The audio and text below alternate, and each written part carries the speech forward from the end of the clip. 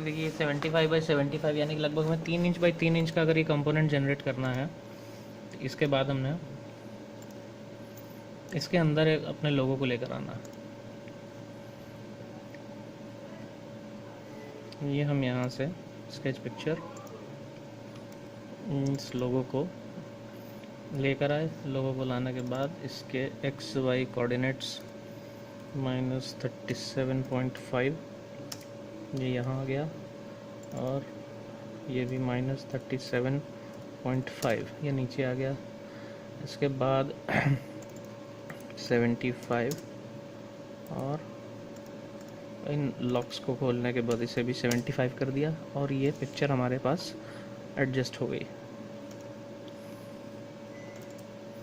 यहाँ पर हम इसकी ट्रांसपेरेंसी भी वो अपनी रिक्वायरमेंट के हिसाब से चेंज कर सकते हैं।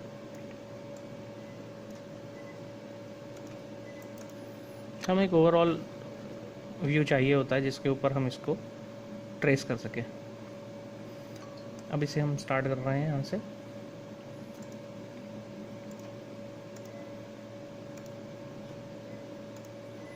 ये तरीका हमने यहाँ पे हम स्टाइल SP लाइन का यूज़ करते हुए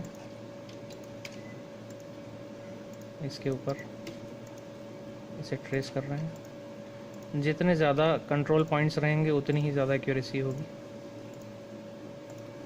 देखिए यहाँ से हमने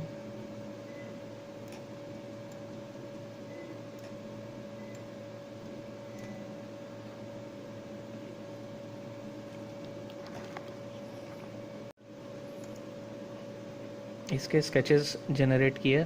अलग अलग स्केचेस को जनरेट करने के बाद ये देखिए जो इमेज हमें मिली थी उसी पर हम ये सारी फिटिंग्स करते चले जा रहे हैं। जैसे इस तरह के प्रोफाइल हैं,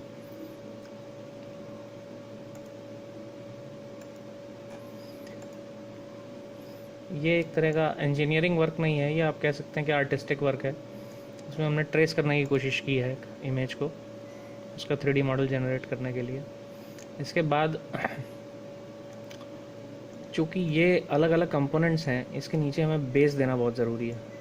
तो यहाँ पर एक बेस हमने दे दिया।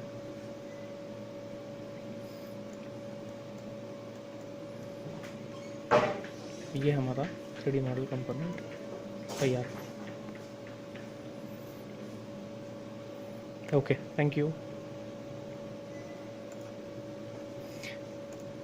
अब इसको हमें करना क्या है कि 3D प्रिंटर जो है हमारा वो .stl फाइल एक्सेप्ट करता है।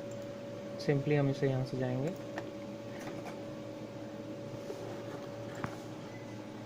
ये देख रहे हैं आप STL फाइल में इसे कन्वर्ट करने के लिए हमने इसे सेव कर दिया और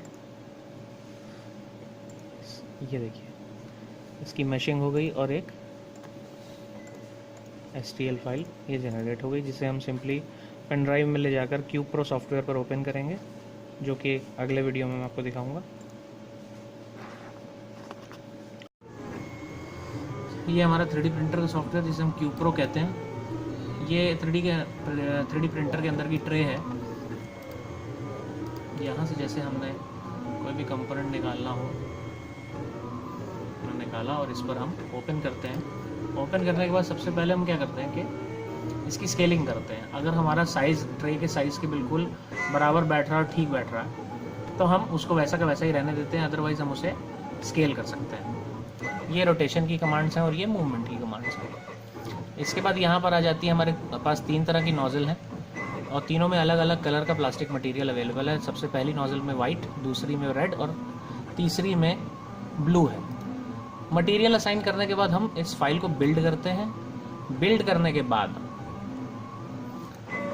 ये हमें इस तरीके की एक क्यूब प्रो फाइल जनरेट कर देता है।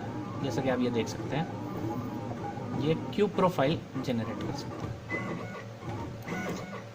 3D प्रिंटर इस फाइल को ही रीड करता है। जैसे सिंपली हम पेन ड्राइव के थ्रू या देख सकते हैं ये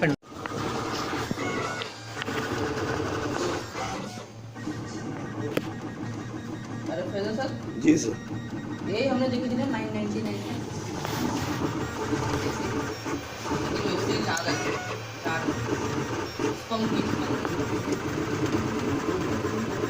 अब जो हाफ में थी ना